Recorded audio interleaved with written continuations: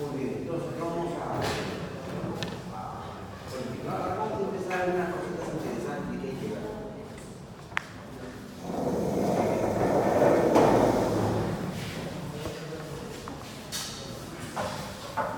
En primer lugar, ya tenemos tres áreas fundamentales que tenemos que ver en torno al currículum.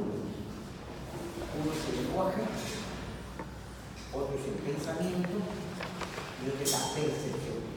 Tres tópicos que nos exigen enseñar. Vamos a ir desarrollando cada uno de ellos.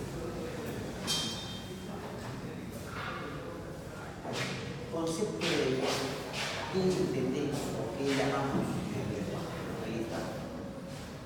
En realidad, el lenguaje es un conjunto de signos, de símbolos que van a permitir comunicarnos a otras personas. Obviamente,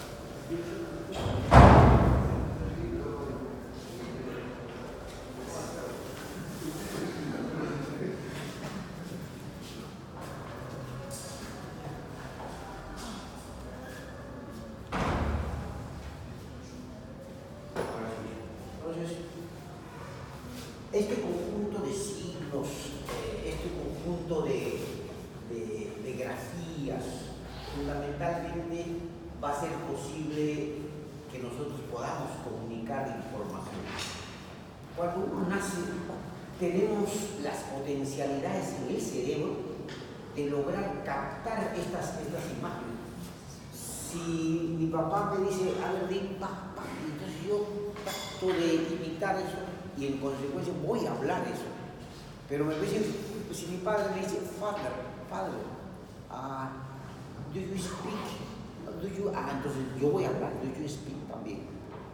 Entonces va a depender de qué información recibo para que mi cerebro se active y procese tal o cual información del exterior. Entonces también mucho tiene que ver ese tipo de estímulos externos. Ahora, que haya factores que intervienen, múltiples factores, ¿no?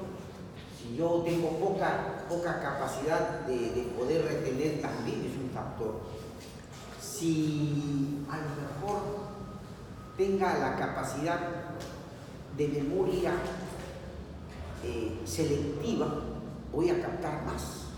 Va a depender de cuánto yo tenga que captar y cuál es el estímulo o cuáles son los estímulos.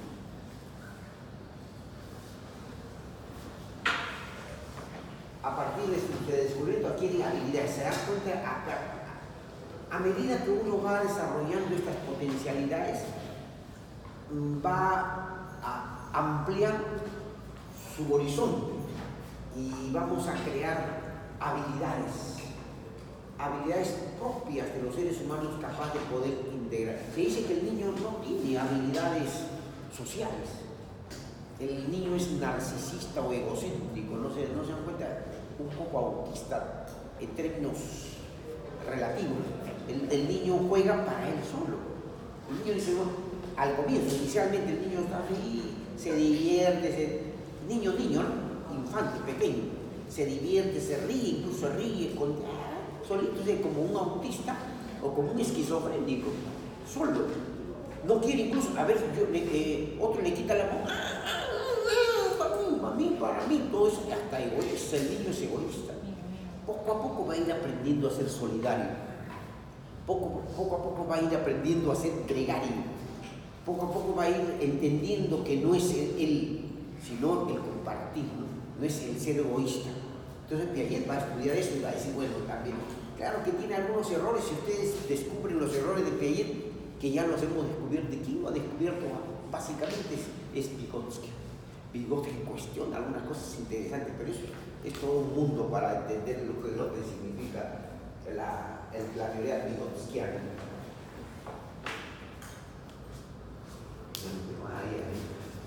Veamos algunos factores del lenguaje, o forma del lenguaje.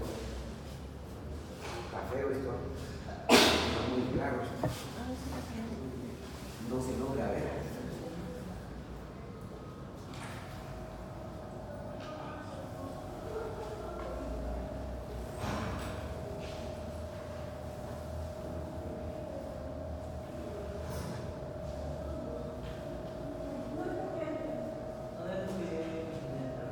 Ahí está mejor.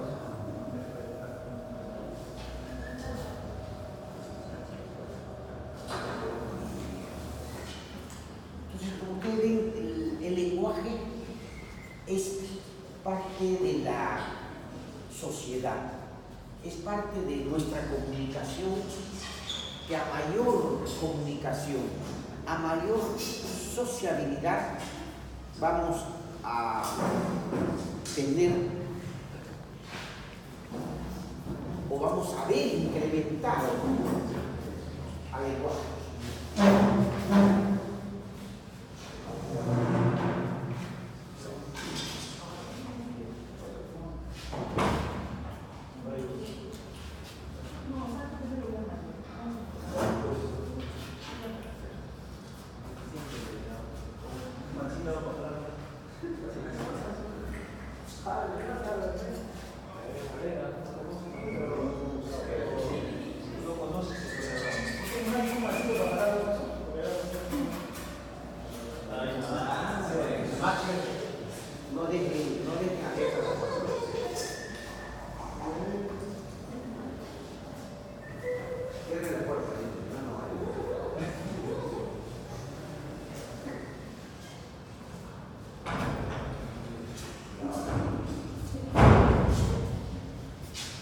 Veamos las formas del lenguaje.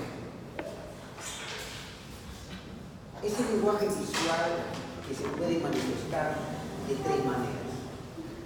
Cuando uno lee para sí mismo, yo puedo leer sin hablar, puedo leer para mí, silencio, puedo hablar, puedo leer, pero puedo leer en voz alta, o puedo escribir. De las tres modalidades, para mí, o en voz alta, o escribir, estamos practicando el lenguaje. Por eso el lenguaje puede ser oral y puede ser escrito. Oral cuando hablamos, para sí o para los demás. Ese pronuncia el lenguaje.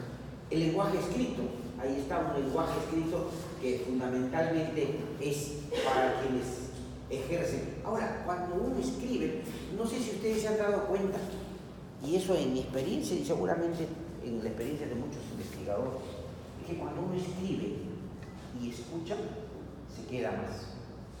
Si yo escribo sin convolución de gestos y he escuchado, se queda ya para siempre. Pero si ustedes solamente sin convolución de gestos, acá, pesca, así, pasa un año o medio año y se olvida. Entonces debe quedar registrado en el cerebro. Y cuando quede registrado el cerebro, porque hay dos cosas importantes. Han escrito, han escuchado y han leído. Importante es estas características de aprendizaje, y se aprende uno mucho más rápido y más seguro y más confiado porque se queda a perpetuidad. El lenguaje interno o ese lenguaje para sí. Yo puedo no hablar, pero puedo estar pensando. En voz alta, también en voz alta.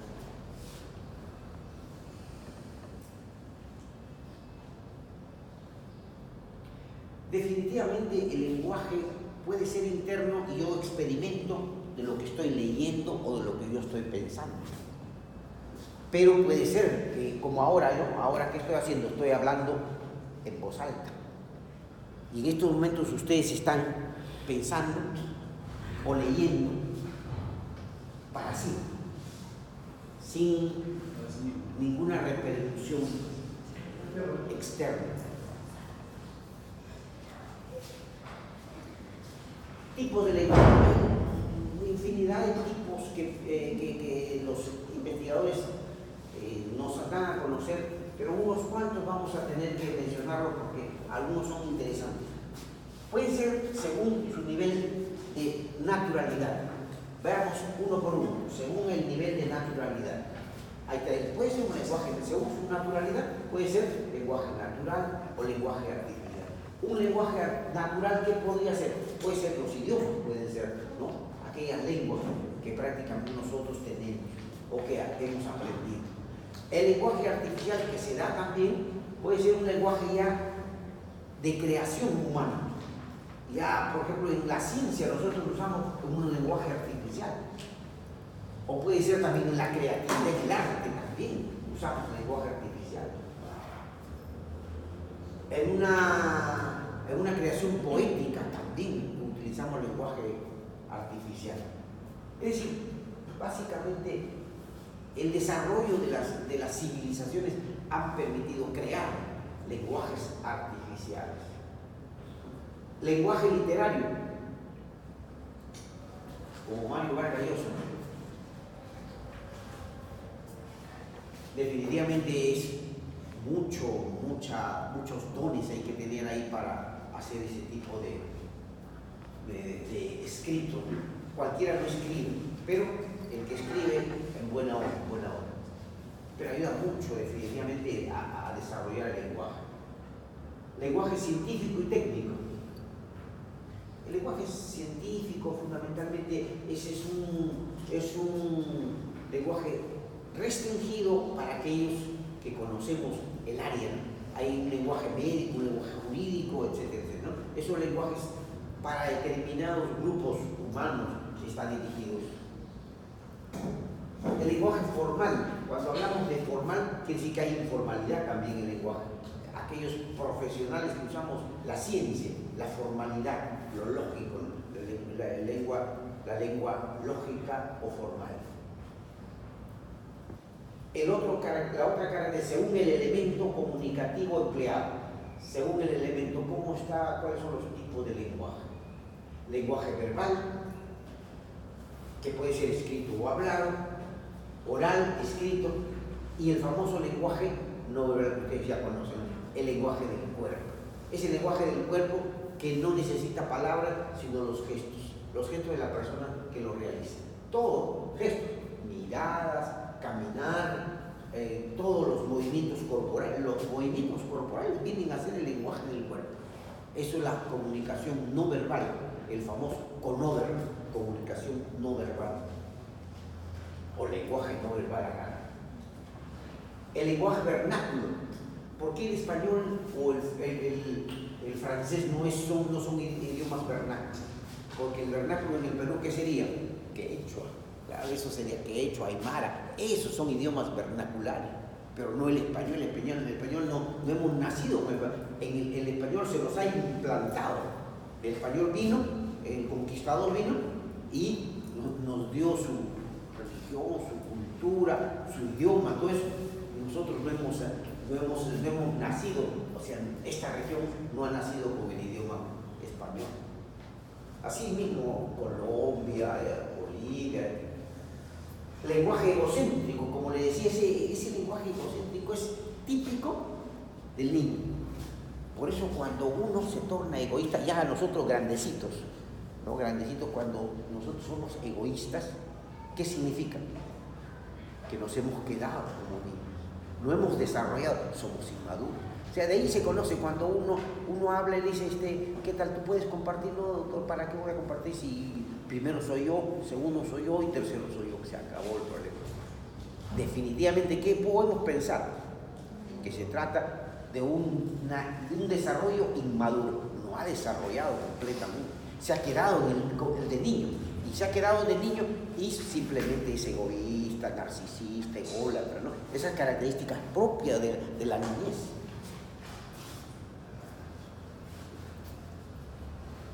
Y ahí está, de allí diciendo esto, y Vygotsky también. Como este tipo de habla, para Vygotsky, este tipo de habla evoluciona y ayuda a los niños a organizarse. Claro que sí. Los niños se van a organizar y va a evolucionar, que es lo correcto y lo normal. Pero no siempre ocurre así. Por eso hay personas inmaduras, pero eso ya pertenece al campo de psicopatología. Cuando son inmaduros, definitivamente eso no es normal. Lo normal es que evolucione correctamente y la persona sea desprendida. Uy, te regalo, toma, aquí tengo toma mi celular, tampoco, no exagerada, tampoco vaya a regalarle los celulares, no, así no. Ese ya sería ya demasiada ingenuidad, ¿no? Hay que regalar cosas, pero claro, si Jesús ha dicho, te doy mi capa y me quedo sin mi capa, entonces esa grandiosidad cristiana, ¿no? que ya no se ve, como ahora todo es un tacaño, ya no quieren dar, a ver, pasaje, no hay pasaje, así, ¿no? Cada uno baila con su pañuelo, como entonces ese es también un problema de egoísmo. Claro, si uno no tiene, no se le va a pedir nada, ¿no? Definitivamente. Tampoco se espera que el otro colabore, pero es parte de nuestra reinserción o inserción a la sociedad. Lenguaje social. Definitivamente ese es el fin del lenguaje. El lenguaje, si fuera yo solo, ¿para qué sirve? Pero el lenguaje sirve para comunicar, para transmitir ideas, para pensar o para transmitir lo que yo pienso, porque a través de lo que yo pienso, transmito. Si no nos supieran qué pienso yo, a través del lenguaje yo transmito información. ¿Para qué? Para el conocimiento de otras personas. Entonces, si me han transmitido a mí, yo transmito. Y si aún no me han transmitido a mí, pero yo he recibido información de mi búsqueda personal, encantado, pero yo también doy. O sea, no puedo, ningún conocimiento, yo tengo claro esto, ningún conocimiento es patrimonio individual. Eso lo tengo claro. Ningún conocimiento es patrimonio individual. Todo conocimiento es patrimonio colectivo. O sea, no, lo que yo tengo es para mí solito. Pero ¿para qué necesito yo? ¿Para qué necesito yo tener el conocimiento que tengo? ¿Para mí? Solo para mí. Egoísta, no narcisista. Pero ese conocimiento que tengo yo debo transmitirlo. Entonces cumple una función social. El lenguaje tiene una función social. Por eso somos gregarios por antonomasia. Gregarios por antonomasia. No hay otro, no hay ningún ser vivo tiene estas características que nosotros tenemos.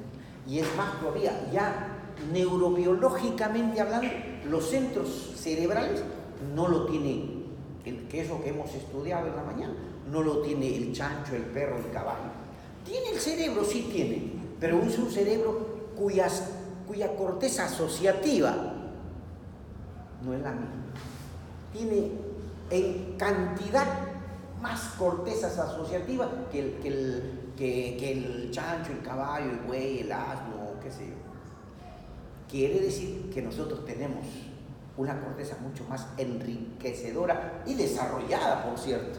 Entonces, quiere decir nosotros que estamos por eso que desarrollamos esa habilidad de poder hablar. Ningún animal, le hablamos así al loro, a quien sea, pero el loro simplemente repite, nada más. Nosotros elaboramos ese pensamiento y lo transmitimos. Ese lenguaje cumple esa función tan importante en el ser humano que no tiene ninguno, obviamente. Ningún animal tiene este comportamiento que nosotros tenemos. Concepto de pensar, interesante, el pensamiento, en torno al pensamiento, dice que los animales tienen pensamiento, el pensar también es parte de los animales. ¿Qué le parece? Es cierto, es probable que tenga un pensamiento rústico, rudimentario, un pensamiento no como el nuestro, obviamente, porque imagínense, aquí hay una hormiga, está ahí, y yo le pongo el dedo, ¿y qué hace? No se voltea, pero vale, ¿qué quiere decir esto? Es un pensamiento rudimentario, primitivo, que dice, hay un dedo, no dice dedo, pero no, espera, me voy por otro lado, me quieren matar. Instintivamente, cualquier cosa, o si no, la mosca está aquí, yo le hago así, quiero acercarme, ¡pum! Vuela. Quiere decir que reacciona, quiere decir que es como que claro, hay receptores ahí que se da cuenta que el instinto de conservación. Algunos autores por eso dicen que piensan los animales, pero ese pensar animalesco, ¿se puede comparar ese pensar? No procesa. Yo alguna vez creo que le he dicho en anteriores sesiones, puede haber un telesón de hormigas, que las hormigas se levantan y dicen, ay, vamos a hacer una facultad de medicina. Facultad de medicina hormiguística. Pero se dan cuenta, es un poquito irónico. No hay ningún animal se reúne, aunque las hormigas han visto lo gregario que es, se reúnen como otras también, abejas, se pueden reunir, se pueden agrupar, pero hasta ahí queda. Incluso si ustedes analizan bien en la observación, se dan cuenta que las hormiguitas cargan, ¿no? Eso está descrito se lo lleva para su comidita del siguiente periodo, ¿no? Entonces quiere decir que hay un movimiento de corteza cerebral, pero mínima y rústica, rudimentaria. Entonces no hay como lo que tenemos nosotros, esa capacidad de poder razonar y tener todas las características que nosotros tenemos. Por eso dice que el pensamiento del ser humano tiene una memoria. Imagínense, si no tuviese memoria, por eso cuando hablamos de procesos cognitivos están íntimamente relacionados uno con el otro, no se puede separar. No puede decir, ya, vamos a leer pensamiento, no, y memoria vamos a dejar otro, no hay, no. ¿Qué le parece si estoy hablando yo ahora? ¿Qué? ¿No es gracias a la memoria que tengo? Claro que sí. Así que yo tengo memoria y por eso hablo, porque estoy recordando y empiezo a hablar. Si no tuviese memoria, no hablaría. O sea, imagínense, están concatenados íntimamente todos los procesos cognitivos, todos. El afecto, yo estoy cargado de afecto y estoy hablando también. ¿Se dan cuenta de esa imbricación importante de los procesos cognitivos? Concepto de pensamiento. Esto lo traigo porque es de secundaria, ¿no? Y me acuerdo de, ¿se acuerdan ustedes este pensador en la carátula del Telmo Salinas, era Telmo Salinas, sí me acuerdo, psicología de 4 años de secundaria, Telmo Salinas, hablaba tonterías, en fin, es la época, ¿qué voy a hacer? Hay que aceptar, no había magnetoencefalografía, definitivamente, peor el último, no había, ¿cuál es lo último que? Electrocórtico. Claro, electrocorticografía. No hay. Entonces, primitivamente, los trabajos de investigación en animales lo transmitían ahí, así será. Ahora está lo último que se sabe. Pero, sin embargo, el hombre piensa. Concepto de pensamiento. De ideas, recuerdos, creencias, eso que tenemos acá en el cerebro, todo lo que podemos elaborar ideas, básicamente son pensamientos. Eso es lo que yo le decía en la mañana, no existen pensamientos puros, ahí está, no existen pensamientos puros, sino es mixto. ¿Qué significa esa mixtura?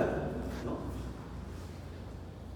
Miren lo que dice, quiere decir que de la mano, al lado de el pensamiento, otros procesos mentales intervienen, entre ellos las emociones, y las emociones tienen su base neurobiológica en el sistema límbico, definitivamente así es. Ahora, por eso dicen que los pensamientos están unidos a ese sentir, a esa emoción.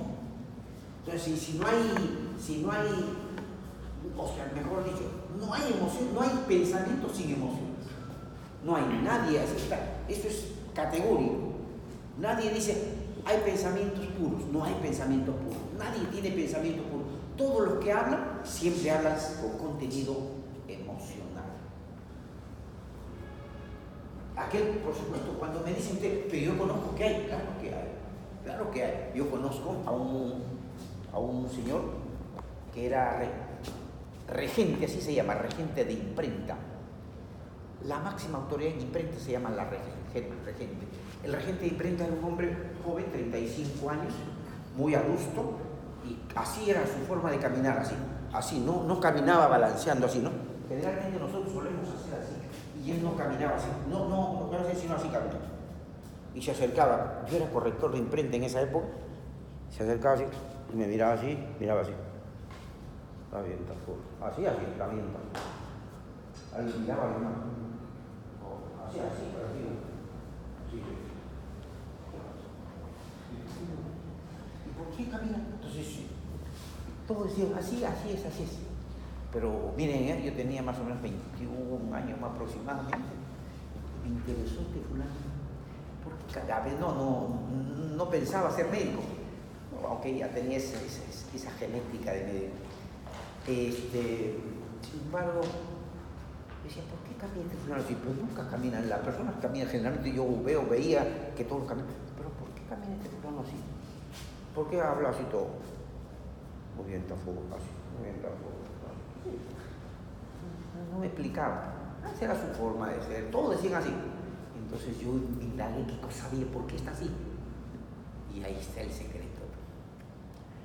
Tenía él 21 a los 25 años de edad, él sufrió un accidente de tránsito y hubo un problema a nivel del lóbulo izquierdo, a nivel temporal, y le hicieron una plastilla, o sea, le pusieron titanio, creo que le ponen ahora, titanio, y no había parte del hueso, el hueso se había roto, obviamente sacaron y le pusieron titanio en vez de un hueso, y por eso ahora sí me explico, y a ustedes también pueden decir, pero qué raro, ahora sí puedo explicar.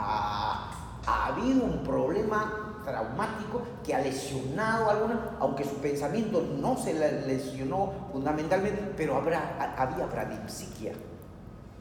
Ojo, un personaje importante, por lo menos ser regente de una empresa importante, no era cualquiera, era una imprenta muy conocida. Entonces, porque conocía muy bien, era una persona muy adusta, pero también tenía buenas decisiones, así.